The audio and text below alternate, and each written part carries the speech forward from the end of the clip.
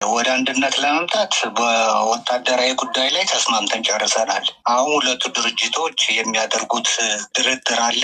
ያ ድርድርም ጥሩ ደረጃ ላይ ደርሷል። በቅርብ ጊዜ የሆነ ብስራት ያሰሙናል የሚል ነው ያለኝ።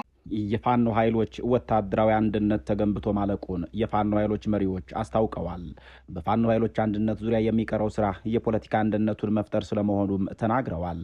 በሌላ በኩል የፋኖ ኃይሎች አንድነትን በተመለከተ ማብራሪያ የሰጡት አበበ ፈንታው አንድነቱ ደጋፊዎቹን ለማስደሰት ብቻ በሚል የሚፈጠር ነገር እንዳልሆነ ይናገራሉ። የፋኖ ኃይሎች አንድነት የሚገነባው በተሰናሰለና በተሰላ መንገድ በመሆኑ ጊዜ መውሰዱ ግድ እንደሆነ ይናገራሉ። አንድነቱ የሚመጣው አንድነት ስለተፈለገ ብቻ አይደለም። አንድነት የሚመጣው በሂደት ነው። ሂደቱን ጠብቆ ጊዜው ሲደርስ የአንድነት መንፈሱ በደንብ እየተጠናከረ የመጣበት ሂደት አለ። አሁን ላይ በተለይ አንድነቱ ከጫፍ እየደረሰ ባለበት ሰዓት በርካታ ፕሮፓጋንዳዎች ሲነዙ ቆይተዋል። እኔንም ጭምር እጅ ሊሰጥ ነው እየመጣ ነው፣ ጓዶቼንም ጭምር እንደዚሁ እጅ ሊሰጡ ነው እያሉ በርካታ የስም ማጠልሸት ዘመቻዎችን ሲያደርጉ ቆይተዋል። ተከበራችሁ የበራፍ ቲቪ ተከታታዮች ሰላም ጤና ይስጥልኝ። ዛሬ የምናነሳው ጉዳይ የብዙዎቹን ጥያቄ የብዙዎቹን ተስፋና ስጋት ያዘለ ነው። የፋኖ እንቅስቃሴ በኢትዮጵያ ፖለቲካ ውስጥ ትልቅ መሬት መንቀጥቀጥ ከፈጠረ ሰነባበትም። መንግስትን በወታደራዊ አቅም የመፈተን ደረጃ ላይ ደርሷል። ነገር ግን ይህ ግዙፍ ህዝባዊ ማዕበል ለምን አንድ ማዕከላዊ ይዘት የለውም? ለምን አንድ የፖለቲካ ማኒፌስቶ አይኖረውም? የሚለው ጥያቄ የትግሉ ደጋፊዎችንም ሆነ ታዛቢዎችን የሚያስጨንቅ ጉዳይ ነው። ዛሬው ቆይታችን የፋኖን አለመዋሃድ በስሜት ሳይሆን በምክንያት በፖለቲካ ሳይንስ መነጽርና በታሪክ መዛግብት እንፈትሸዋለን። የዘመን መሳፍንት ታሪክ ይደገማል ወይስ አዲስ የፖለቲካ ምዕራፍ እየተፈጠረ ነው? ክሬን ብሪንተን ዘ አውቶኖሚ ኦፍ ሪቮሉሽን በሚለው መጽሐፋቸው ላይ ያነሱት የለውጥ ሂደት ከፋኖ ጋር እንዴት ይገናኛል? አብራችሁን ቆዩም። በጉዳዩ ላይ አስተያየታቸውን የላኩልን አንድ ታዋቂ ፖለቲከኛ ቅድሚያ ፋኖ ማለት ምን ማለት ነው የሚለውን መመለስ አለብን ሲሉ ይጀምራሉ። በታሪክ ተመራማሪው ፕሮፌሰር ጌታቸው ኃይሌና በሌሎችም ምሁራን እንደተገለጸው ፋኖ ማለት በመደበኛ ወታደራዊ ዲስፕሊን ያልታጠረ ነገር ግን ሀገር ሲወረድ ወይም በደል ሲበዛ ከቤቱ የሚወጣ የቁርጥ ቀን ልጅ ማለት ነው። ይህ ታሪካዊ ትርጉም ለዛሬው አለመዋሃድ የመጀመሪያው ምክንያት ነው። ፋኖ ተቋም ወይም ኢንስቲትዩሽን ሳይሆን መንፈስ ወይም ስፕሪት ነው። ተቋም መዋቅር ይፈልጋል፣ መንፈስ ግን በየቦታው ይነሳል ይላሉ። በፖለቲካ ሳይንስ ኢንሰርጀንሲ ወይም የሽምቅ ውጊያና ሪቮሉሽነሪ አርሚ ወይም የአብዮት ሰራዊት ልዩነት አላቸው። ፋኖ አሁን ባለው ቁመና ከሁለቱም ባህሪያት ወስዷል። ነገር ግን አንድ ያልሆነበት ዋነኛ ምክንያት የጋራ የፖለቲካ ፕሮግራም ወይም ኮመን ፖለቲካል ፕሮግራም አለመኖሩ ነው ይላሉ ፖለቲከኛው። የጂኦግራፊና የአካባቢያዊ ማንነት ሳቤ ተጽዕኖም አንድ ላለመሆናቸው እንደ ምክንያት የሚጠቀስ ነው። ወደ ዋናው ነጥብ ስንመጣ ፋኖ ለምን አንድ የለውም? የመጀመሪያው ምክንያት የአካባቢው ስነ ልቦናና የመልክዓ ምድር ፖለቲካ ነው። የጎንደር ፋኖ ትኩረቱ ከወልቃይትና ከሱዳን ድንበር ጋር የተያያዘ ነው። የህወሓት ስጋት እዚሁ ከፍተኛ ነው። በወሎ ያለው እንቅስቃሴም ከራያ የማንነት ጥያቄና ከውስብስብ የሃይማኖት ስብጥር ጋር የተያያዘ ጥንቃቄን ያካተተ ነው። በጎጃም ያለው እንቅስቃሴ ደግሞ ሌሎቹ እንዳሉ ሆነው ጠንካራ ገበሬ መር ወይም ፔዘንት ቤዝድና የመንግስትን መዋቅር ሙሉ ለሙሉ የመናድ ባህሪ ያለው ነው። የሸዋ ፋኖ ለፌዴራል መንግስቱ መቀመጫ ወይም ለአዲስ አበባ ባለው ቅርበት የተለየ ስትራቴጂን ይከተላል ይላሉ። የፍልስፍና ምሁሩ ዶክተር መሳይ ከበደ በጽሁፎቻቸው ላይ እንደሚያነሱት የኢትዮጵያ ፖለቲካ ችግር ማዕከልና ህዳግ ወይም ሴንተር ኦፍ ፔሪፌሪ አለመናበብ ነው። አሁን ያለው የፋኖ እንቅስቃሴ እያንዳንዱ አካባቢ የራሱ ንጉስ ወይም አዛዥ የመፍጠር የዘመነ መሳፍንት ጥላ ይዞበታል። በታሪክም ቢሆን የጎጃም፣ የጎንደር፣ የሸዋና የወሎ መሳፍንት ለመስማማት ይቸገሩ እንደነበር በመጽሐፍት ሳይቀር ይተረካል። ዛሬም ያ ታሪካዊ ዕዳ ወይም ሂስቶሪካል በርደን ተከፍሎ ያለቀ አይመስልም። በፋኖ ኃይሎች መካከል የርዕዮተ ዓለማዊ ልዩነቶች ለመኖራቸውም ይተረካል። የፋኖ ኃይሎች በጠመንጃ አነሳስ ሂደት ቢመሳሰሉም በጭንቅላት ወይም በሐሳባቸው ግን ሁለት ግልጽ የሆኑ ጎራዎች አሏቸው ይባላል። አንደኛው ጎራ ብሔርተኛው ኃይል ሲሆን ሁለተኛው ጎራ ደግሞ ዜገኛው ኃይል ነው። ብሔርተኛው ኃይል የትግሉ ግብ የአማራን ሕዝብ ህልውና ማስጠበቅ ብቻ ነው ብሎ የሚያምነው ሲሆን ለእነሱ የኢትዮጵያ የምትባለው ሀገር አማራን ከጠቀመች ብቻ አስፈላጊ ናት። ዋለልኝ መኮንን ኦን ደ ኩዌሽን ኦፍ ናሽናሊስትስ ኢን ኢትዮጵያ በሚለው ጽሑፉ ላይ የገለጸው የብሔር ጭቆና ትርክት ዛሬ በአማራ ልሂቃን ዘንድ ተቀባይነት አገኝቶ ይሆን ወይም በሌላ መንገድ እኛም እንደ ሌሎች ብሔሮች የራሳችንን ማንነት እናጠናክር ወደሚል ድምዳሜ አድርሷቸዋል። ዜጎች ደግሞ በተለይ በዜጋ ፖለቲካ ውስጥ ያሉ ብዙ የፋኖ መሪዎችና ደጋፊዎቻቸው ዓላማችን 4 ኪሎ ገብተን ኢትዮጵያን መታደግ ነው ሲሉ ይደመጣሉ። እነዚህ ኃይሎች ከአማራነት ይልቅ ኢትዮጵያዊነትን የሚያስቀድሙ ናቸው። አንዱ ቡድን ወደ አዲስ አበባ መዝመት አያስፈልግም፣ ክልላችንን ነጻ እናውጣ ሲል፣ ሌላው አዲስ አበባን ሳንይዝ ክልሉን ነጻ እናወጣም የሚል ይሆናል። ይህ ስትራቴጂካዊ ልዩነት አንድ ማዕከላዊ እዝ ለመፍጠር ትልቅ እንቅፋት እንደሆነባቸው ይነገራል። ሳሙኤል ሃንቲንግተን ፖለቲካል ኦርደር ኢን ቼንጂንግ ሶሳይቲስ በተሰኘው መጽሐፋቸው የፖለቲካ ድርጅት ሳይኖር የሚደረግ ወታደራዊ እንቅስቃሴ ወደ ትርምስ ያመራል የሚል ሐሳብ አስፍረዋል። በፋኖ ውስጥ ያለውም ይሄውን ይመስላል። ጠመንጃው ቀድሞ ፖለቲካው ዘግይቷል የሚሉ ወገኖች በመበራከት ላይ ናቸው። በዚሁ ሁሉ መካከል ግን አንድ ያልተመለሰ ጥያቄ አለ። የፋኖ መሪው ማን ነው? እስክንድር ነጋ፣ ዘመነ ካሴ፣ ሻለቃ ዝናቡ ልንገረው ወይስ አርበኛ መሳፍንት፣ ዋርካው ምሬ ወዳጆ ወይስ ሀብቴ ወልዴ ወይስ መከታው ማሞ ወይስ ደሳለኝ ሲያስሽብሸዋም? ማክስ ዌበር ስለ መሪነት በጻፉት መጽሐፋቸው ላይ ክራዝማቲክ አውቶሪቲ ወይም የካሪዝማ መሪ አስፈላጊነትን አጽንኦት ሰጠው ይገልጹታል። ከላይ ስማቸው የተዘረዘረው ኃይሎች በጠቅላላ አሁን ባለው ሁኔታ ሁሉም የየአካባቢያቸው ጀግኖች ናቸው። ነገር ግን ሁሉንም አማራ አስተባብሮ የሚመራ አንድ ሰው መምረጥ አልተቻለም። በተጨማሪም በውጭ ሀገር ያለው ዲያስፖራ ለዚህ መከፋፈል አሉታዊ ሚና እየተጫወተ ነው። ገንዘብ የሚሰበስቡ አካላት ለራሳቸው የሚመቸውን የፋኖ ቡድን ብቻ ይደግፋሉ። ይህም በሜዳ ላይ ባሉ አርበኞች መካከል የሀብት ሽሚያን ወይም ሪሶርስ ኮምፒቲሽንን እንዲፈጠርና የጥርጣሬ መንፈስ እንዲያድግ አድርጓል የሚሉ ምሁራን አሉ። አንዱ ቡድን ከሌላው ጋር እንዳይዋሃድ የገንዘብና የሎጂስቲክስ ገመዶች በውጭ ኃይሎች እየተጎተቱ ናቸው። የመንግስት የስለላ መዋቅር ለፋኖ ኃይሎች ልዩነት መፍጠር ቀዳሚው ነው። መንግስት የተባበረ የፋኖ ኃይል ስልጣኑን እንደሚቀለብሰው ጠንቅቆ የሚረዳው ነጥብ ነው። ስለሆነም ሱንዙ ዘ አርት ኦፍ ዋር በሚለው መጽሐፉ ላይ ያስቀመጠውን መርህ የከፋፍለህ ግዛን ስትራቴጂ ይጠቀማል። በመከፋፈል አለመተማመን እንዲፈጠር የውስጥ ስራዎችንም ይሰራል። የሽምቅ ውጊያ ወይም ጎሬላ ዋርፌር በተፈጥሮ ዲሴንትራላይዝድ ወይም ያልተማከለ መሆንን የሚመርጥ ነው። አንድ ማዕከላዊ ህዝብ ቢኖርና እሱ ቢመታ ትግሉ እንዳይቀለበስ በሚል አንዳንድ የፋኖ መሪዎች ሆን ብለው መዋሃድን የሚሸሹት ነው። ይህ ወታደራዊ ታክቲክ ነው፣ ግን ለፖለቲካ ድርድር እንቅፋት ነው። በእርግጥ የፋኖ ኃይሎች አንድ አለመሆን ድንገተኛ ክስተት ሳይሆን የታሪክ ዕዳ፣ የዘመነ መሳፍንት ቅሪት፣ የጂኦግራፊና የአካባቢ ማንነት፣ የአማራ ብሔርተኝነትና የኢትዮጵያዊ ግጭት እንዲሁም የአመራር ክፍተት ውጤት ስለመሆናቸው ይነገራል። የፋኖ ኃይሎች አንድ አለመሆን የተለየ ነገር ሳይሆን ዓለም ላይ በተካሄዱ አብዮቶች ሁሉ የተስተዋለና በጊዜ ሂደት እየጠራ የሚመጣ ስለመሆኑም የሚነሳ ነጥብ ነው። አብዮቶች በጊዜ ሂደት ይጠራሉ፣ ፐርፌክሽን ኦፍ ሬቮሉሽንም ይፈጠራል። የፈረንሳይ አብዮትም ሆኑ የሩሲያ አብዮት መጀመሪያ ላይ የተበታተኑ እንደነበሩ በታሪክ የተጠቀሰ ሀቅ ነው። ፋኖ ወደ አንድ የፖለቲካ ፓርቲ ወይም ግንባር ካልተቀየረ መጨረሻው ዋር ሎርዲዝም ወይም የጦር አበጋዝነት ሊሆን ይችላል የሚል መከራከሪያ ያላቸው የፖለቲካ ተንታኞችም በመበራከት ላይ ናቸው።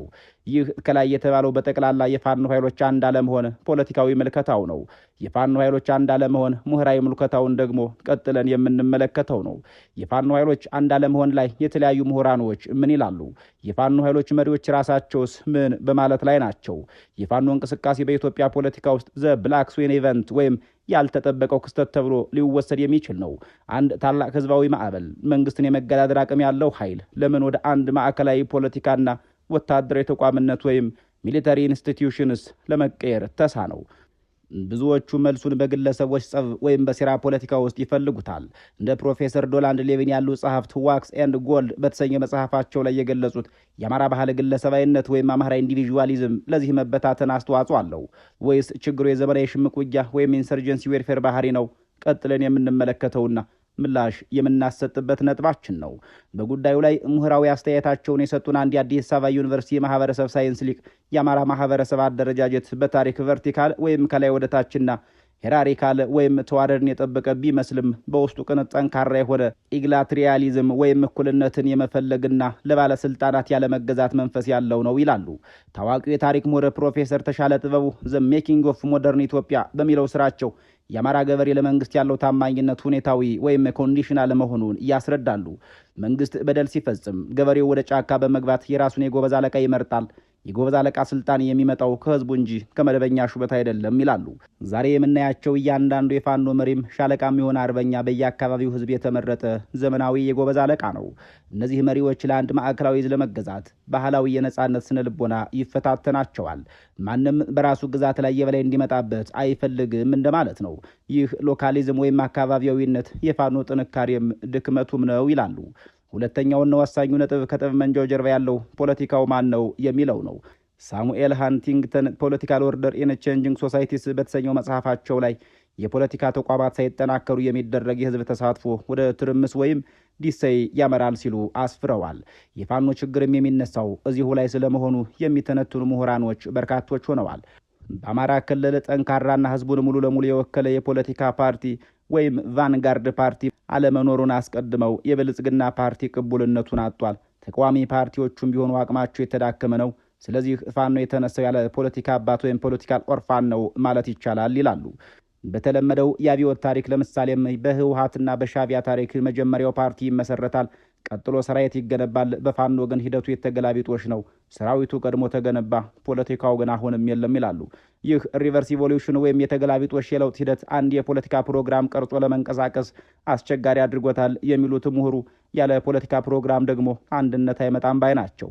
በወታደራዊ ሳይንስ የሽምቅ ውጊያዎች አንድ አለመሆን አንዳንድ ጊዜ እንደ ስልት ወይም ታክቲክ ይጠቀሙበታል የሚሉት እኒሁ ሰው ይህን ዲሴንትራላይዜሽን ኮማንድ ወይም ያልተማከለ ዕዝ በመባል የሚጠራ ነው ሲሉም ያጠቃልሉታል። የደህንነት ጥናት ምሁር የሆኑት ዳቪድ ክሊኩለን ዘ አክሲደንሻል ጎሬላ በሚለው መጽሐፋቸው እንደሚያብራሩት አንድ የሽምቅ ቡድን በጣም ከተማከለ ወይም ሴንትራላይዝድ ከሆነ መንግስት የቡድኑን መሪ በመምታት ትግሉን በቀላሉ ሊያሽመደምደው ይችላል ሲሉ አስፍረዋል። አሁን ባለው ሁኔታ የፋኖ አደረጃጀት ኔትወርክድ ወይም በመረብ የተሳሰረ እንጂ ሄራሪካል ወይም ተዋረድ ያለው አይደለም የሚሉት እኒሁ ሊቅ እንዲህ ያለው አካሄድ ጥቅምም ጉዳትም ያለው ነው ባይ ናቸው። ጥቅሙ መንግስት በአንድ ጊዜ ሁሉንም ማጥፋት እንዳይችል አድርጎታል። አንዱ ሲመታ ሌላው ይነሳል በሚል ይገልጹታል። ጉዳቱ ደግሞ ትላልቅ ስትራቴጂካዊ ጥቃቶችን ወይም ስትራቴጂክ ኦፌንሲቭ የሚሰኘውን ጥቃት በጋራ ለመፈጸምና እንደ አዲስ አበባ ያሉ ትላልቅ ከተሞችን ለመቆጣጠር የሚያስችል ማስ ወይም የህዝብ ብዛትና ቅንጅት መፍጠር እንዳይችል አድርጎታል ባይ ናቸው። እንደ አስረስ ማረዳምጣ ያሉ የፋኖ መሪዎች በእርግጥ የፋኖ ኃይሎች በአደረጃጀት ደረጃ አንድ የጋራ ድርጅት አይኖራቸው እንጂ ትላልቅ ጥቃቶችን የሚያከናውኑት በጋራ ስለመሆኑ ሲናገሩ ይደመጣሉ። ክርስቶፈር ክላፋም ስለ አፍሪካ ቀንድ ፖለቲካ ሲተነትኑ የአማጽያን እንቅስቃሴ ያለ ውጫዊ ድጋፍ ስኬታማ መሆን ይቸግረዋል ይላሉ። ፋኖ የውጭ ሀገር ወይም ስቴት ስፖንሰር የለውም። ጥገኝነቱ በዲያስፖራውና በሀገር ውስጥ ሀብት ላይ ብቻ ነው። ዲያስፖራው ደግሞ በተፈጥሮው የተከፋፈለ ነው። የጎንደር ተወላጅ ለጎንደር ፋኖ፣ የሸዋ ተወላጅ ለሸዋ ፋኖ መላክ ይመርጣል። ይህ ሪሶርስ ፍራግመንቴሽን ወይም የሀብት መበታተንን በሜዳው ላይ ያለውን ልዩነት እያሰፋው መጥቷል። በፖለቲካ ኢኮኖሚ እይታ የትግሉ መሪዎች ከድል በኋላ ማን ስልጣን ይይዛል የሚለው ስጋት አሁኑን እንዲጠራጠሩ ያደርጋቸዋል። ይህ ፕሪዝነርስ ዳይለማ ወይም የእስረኞች አጣብቂኝ የሚባለው ቲዎሪ ነው።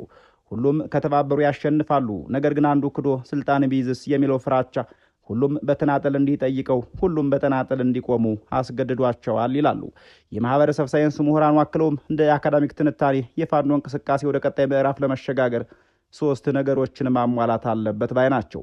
የመጀመሪያው አይዲዮሎጂካል ኮንሶሊዴሽን የሚሰኘው ጽንሰ ሐሳብ ነው። ከአካባቢያዊነት ስሜት ወጥቶ ሁሉም አማራና ኢትዮጵያዊ የሚያስማማ አንድ የፖለቲካ ማኒፌስቶ ማጽደቅ። ሁለተኛው ትራንዚሽን ፍሮም ዋርሎርዲዝም ቱ ፕሮፌሽናሊዝም የሚሰኘው ጽንሰ ሐሳብ ሲሆን ፋኖ ከባህላዊ የጎበዝ አለቃ መዋቅር ወጥቶ ወደ ዘመናዊ ወታደራዊ ዲስፕሊን መግባት ይኖርበታል የሚሰኘው ነው። ሶስተኛው ፖለቲካል ዊንግ ፎርሚሌሽን የሚሰኘው ነጥብ ነው። የፋኖ ወታደሮች ለፖለቲከኞች ቦታ የሚለቁበትን ወይም ከወታደራዊ ክንፍ ጎን ለጎን ራሱን የቻለ የፖለቲካ ክንፍ የመመስረት ሂደቱን መጀመር ይኖርባቸዋል የሚሰኘው ነው። ይህ ካልሆነ ግን ታሪክ እንደሚያሳየው እንቅስቃሴው እየቀዘቀዘ ወይም ወደ እርስ በርስ ግጭት ሊያመራ የሚችልበት እድል ሰፊ ነው ይላሉ። የኢትዮጵያ ሕዝብ የሚፈልገው ነጻ አውጪ እንጂ ሌላ ገዢ ስላልሆነ የፋኖዎች የቤት ስራ የፖለቲካ ብስለት ወይም ፖለቲካል ማቹሪቲ ማሳየት ይኖርባቸዋል የሚለው የምሁሩ የመጨረሻ መልእክት ነው። ታሪክ እንደሚያስተምረው ማንኛውም ሕዝብ አመጽ የሚጠናቀቀው በሁለት መንገድ ነው። ወይ ተባብሮ ስርዓቱን ይለውጣል ወይም እርስ በርሱ ተባልቶ ይከስማል። ፋኖ አሁን ያለው በመንታ መንገድ ላይ ነው። ለዚህም ነው ዛሬ ከስሜት ወጥተን በዘርፉ ሊቃውንትና በፖለቲካ ስትራቴጂስቶች የተነደፉ 5 የመፍትሄ እርምጃዎችን የምናቀርበው። እነዚህ እርምጃዎች የጎጃምን፣ የጎንደርን፣ የሸዋንና የወሎን ፋኖ ወደ አንድ የኢትዮጵያ ፋኖ የሚቀይሩ ቁልፎች ናቸው ተብለው በምሁራንና በፖለቲከኞች የታመኑባቸው ናቸው። ሄንሪ ኪሲንጀር ወርልድ ኦርደር በሚለው መጽሐፋቸው ቅቡልነትና ኃይል ሲዋሃድ ብቻ ውጤት ይመጣል ብለው አስፍረዋል። ፋኖ ኃይል አለው። ያንን ኃይል ወደ አንድ ማዕከል አምጥቶ ህጋዊ ቅቡልነት እንዴት ያገኝ የሚለው መሰረታዊ ጥያቄ ነው። አንድነት የሚጀምረው ከጠመንጃ ሳይሆን ከወረቀት ነው። የመጀመሪያውና ወሳኙ መፍትሄ የጋራ የፖለቲካ ሰነድ ማዘጋጀት ነው ይላሉ።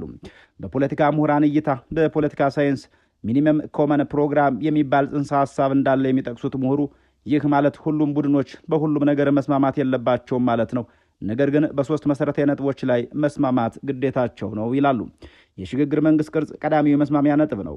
አዲስ አበባ ሲገባ ምን አይነት መንግስት ይቋቋማል በሚለው ላይ መልስ መስጠትና የጋራ መስማማት መያዝም ግዴታ ነው። የፍትህ ስርዓት ማስፈን የሚለው ሌላኛው መስማሚያ ነጥብ ነው። ካለፈው ስርዓት ጋር እንዴት ሂሳብ ይወራረዳል በሚለው ላይ መግባባት ግድላል ይላሉ። የደህንነት ዋስትናም ሊግባቡበት የሚገባው ነጥባቸው ነው። የፋኖ ዕጣ ፈንታ ምንድን ነው? ወደ መከላከያ ሰራዊቱ መቀላቀል ወይስ መበተን? ይህም የጋራ መግባባትን የሚሻ ነው። በጉዳዩ ላይ አስተያየታቸውን የሰጡን አንድ ብልህ ፖለቲከኛ ማኒፌስቶ ለዓለም አቀፉ ማህበረሰብ የሚሸጥ ምርት መሆን አለበት ይላሉ። አሜሪካም ሆነች አውሮፓ ለአንድ ቡድን ድጋፊ ወይም እውቅና ለመስጠት ቀጣዩ እቅዳችሁ ምንድን ነው ብለው ይጠይቃሉ። ስለዚህ መፍትሄው ከሁሉም የፋኖ ግንባሮች የተውጣጡ የፖለቲካ ሊቃውንት አንድ ክፍል ተዘግቶባቸው ይህንን ሰነድ ማጽደቅ አለባቸው የሚለው ነው። ይህ ሰነድ የፋኖ ቃል ኪዳን ተብሎ ሊጠራ ይችላል ይላሉ። የፋኖ ኃይሎች አንድ ለመሆን የተዋሃደ ወታደራዊ ምክር ቤት ወይም ጆይንት ሚሊተሪ ካውንስል ማቋቋም ይኖርባቸዋል የሚሉት ምሁሩ አፋባሃ የሚባለው የፋኖ ኃይሎች ድርጅት እንዳቋቋሙ ያለ የጋራ ምክር ቤት መገንባት አንድ ለመሆን የሚያደርጉትን ስራ ያቃለልላቸዋል ባይ ናቸው። ብዙዎቹም አንድ መሪ ይፈልጋል ይላሉ። ነገር ግን በተግባር ሲታይ አሁን ባለው ሁኔታ አንድን ሰው መሪ አድርጎ ሌላውን ማስገበር ግጭት ሊፈጥር ይችላል። የጋራ ወታደራዊ ምክር ቤት ማቋቋም ግን መፍትሄው ይሆናል ይላሉ። በዓለም አቀፍ የነጻነት ትግሎች ልምድ ለምሳሌም በኤርትራ ወይም በደቡብ አፍሪካ በተካሄዱ ትግሎች መጀመሪያ የሚመሰረተው ኮማንድ ፖስት ነው። ከአራቱም የአማራ አካባቢዎች የተወጣጡ ከፍተኛ አዛዦች የሚገኙበት ምክር ቤት ማቋቋም፣ የዚህ ምክር ቤት ሊቀመንበርነት በየ6 ወሩ በዙር የሚያገለግል እንዲሆን አድርጎም ስትራክቸሩን መስራት። ይህ ምክር ቤት የስምሪት የሎጂስቲክስና የስልጠና ማዕከሎችን አንድ ያደርጋል። አንድ አዛዥ ከመፍጠር በፊት ኢንተግሬትድ ኮማንድ ወይም የተቀናጀ መፍጠር ይቀላልም ይላሉ። መጀመሪያ በኦፕሬሽን መተባበር፣ ከዚያ በሂደት አንድ ሰራዊት መቀላቀል። ይህ ዘዴ መሪዎችን ኢጎ ወይም የበልጥነት ሳይነካ አብሮ ለመስራት ያስችላል የሚል አስተያየት አላቸው። የፖለቲካና የወታደራዊ ክንፍ መለየትም ያስፈልጋል ይላሉ። ፋኖ የህዝብ እንጂ የፓርቲ ሰራዊት አይደለም፣ ነገር ግን ፖለቲካ ውሳኔዎችን የሚወስን አካል ያስፈልገዋል ይላሉ። ማኦ ሴቱንግ ፓርቲው ጠመንጃውን ያዛል እንጂ ጠመንጃው ፓርቲውን ማዘዝ የለበትም ብሎ እንደጻፈው ፋኖ አንድ እንዲሆን ከተፈለገ ወታደሮቹ ወይም ሻለቃዎቹና ጀነራሎቹ ውጊያውን ብቻ መምራት አለባቸው ይላሉ። ዲፕሎማሲውን፣ የህዝብ አስተዳደሩንና የውጭ ግንኙነቱን ለፖለቲካ ሰዎች ወይም ለቴክኖክራቶች መስጠት ይኖርባቸዋል። እንደ ወታደራዊ ማዕከሉ ሁሉ የፖለቲካ ቢሮ ወይም ማዕከል መገንባት ወይም ማቋቋም ግድ ነው ይላሉ። ይህ ቢሮ ከወታደራዊ ምክር ቤቱ በላይ ወይም ጎን ሆኖ ትግሉን አቅጣጫ ይተልማል። ወታደሩ እንዴት እናሸንፍ በሚለው ላይ ሲያተኩር፣ የፖለቲካ ቢሮ ከድል በኋላ ምን ይፈጠራል በሚለው ላይ ይሰራል። ይህ የስራ ክፍፍል ለመግባባቶችም ይቀላል ይላሉ። የተማከለ የሀብት አስተዳደር መፍጠር አንድ ለመሆን ቁልፉ ነጥብ ነው። ገንዘብ የጦርነት ደም ስር ነው። ፋኖ አንድ ያልሆነበት አንዱ ምክንያት እያንዳንዱ ቡድን የራሱ ገቢ ምንጭ በተለይ ከዲያስፖራው ወይም ከአካባቢው ማህበረሰብ የሚሰበስበው ስላለው ነው። ለዚህ ተግባራዊ መፍትሄውም የፋኖ ትረስት ፈንድ ማቋቋም ግድ ነው ይላሉ። ዲያስፖራው ላይ የመንደሩ መላክ አቁሞ ወደ አንድ ማዕከል አካውንት ገቢ የሚያደርግበትን ስርዓት መፍጠር ይኖርበታል። ይህ ፈንድ በገለልተኛ ኦዲተሮችና ታማኝ ሽማግሌዎች የሚመራ ይሆናል። ሎጂስቲክስ፣ ጥይት፣ መድኃኒት፣ ምግብ የሚከፋፈለው እንደ አስፈላጊነቱ እንጂ እንደ አዛዥ ታዋቂነት አይሆንም የሚሉት እኒሁ ምሁር ይህንን ማድረግ ከተቻለ ትናንሽ የፋኖ ቡድኖች ሆኑ ሁለቱም አደረጃጀቶች ወደ ማዕከላዊው እዝ ከመግባት ውጭ ሌላ አማራጭ አይኖራቸውም ሲሉ ያክላሉ። የኢኮኖሚ ጥገኝነት አንድነትን በግዴታ ያመጣዋል የሚል አባባልም ተጠቅመዋል። በመጨረሻም ግጭት ተፈጥሮ በመሆኑ አይቀርምና በወንድማማቾች መካከል አለመግባባት ሲፈጠር የሚፈታበት ተቋማዊ አሰራር ያስፈልጋል ባይ ናቸው። የባህላዊው ሽምግልናና የዘመናዊ ሕግ ቅልቅል የሆነ የግልግል ጉባኤ ማቋቋም፣ በዚህ ጉባኤ ውስጥ የሃይማኖት አባቶች ለሞራላዊ ተጽዕኖ፣ የሕግ ባለሙያዎች ለሕጋዊ ተጽዕኖ፣ ጥሮተኛ ወታደሮች ለወታደራዊ ዲስፕሊን ይካተታሉ። ማንኛውም የፋኖ አዛዥ ከማዕከላዊ ሕዝብ ቢያፈነግጥ ወይም ሕዝብን ቢበድል በዚህ ጉባኤ ውሳኔ መሰረት እርምጃ ይወሰድበታል ብለዋል። ውድ የቻናላችን ተከታታዮች የፋኖ አንድነት ምኞት ብቻ ሳይሆን የሰርቫይቫል ወይም የህልውና ጉዳይ ከሆነ ዛሬ ያነሳናቸው 5 ነጥቦች ማለትም የጋራ ማኒፌስቶ፣ የጋራ ወታደራዊ ምክር ቤት፣ የፖለቲካና ወታደራዊ ክንፍ መለየት፣ የተማከለ የፋይናንስና የግጭት መፍቻ ተቋም መገንባት አንድ እንደሚያደርጋቸው ምሁራኑ፣ ፖለቲከኞችና መጽሐፍት ጭምር መጠቆማቸውን ገልጸን እንሰናበታለን። ለአሁኑ በዚህ አበቃን። በሌላ ስንድት እስክንገናኝ ቸር ይግጠመን።